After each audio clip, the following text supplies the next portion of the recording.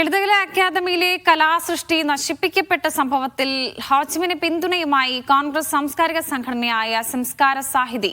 Ho Chi Minh ചെയ്തത് ധീരമായ നടപടിയാണെന്ന് Samskara Sahithi working chairman NV Pradeep Kumar പറഞ്ഞു. ആവിഷ്കാര സ്വാതന്ത്ര്യത്തിന്റെ പേരിൽ എന്ത് തോന്നിവാസവും എഴുതാൻ കഴിയില്ല. അക്കാദമി ചെയർമാൻ പൊതുജനത്തോട് മാപ്പ് പറയണമെന്നും പ്രദീപ് കുമാർ പറഞ്ഞു. സംസ്കാര കേരളത്തിന് ഏറ്റവും അപമാനകരമായ ഒരു അവസ്ഥാവിശേഷമാണ് ലളിതകലാ അക്കാദമിയിലൂടെ കഴിഞ്ഞ കുറേ ദിവസങ്ങളായി നമ്മൾ ദർശിച്ചുകൊണ്ടിരിക്കുന്നത്.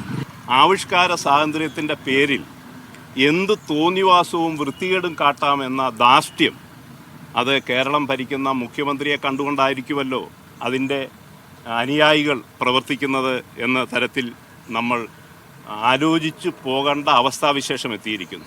ഇതിനെതിരെ സാംസ്കാരിക കേരളം ഉണരണമെന്നാണ് ഞങ്ങൾക്ക് പറയുവാനുള്ളത്.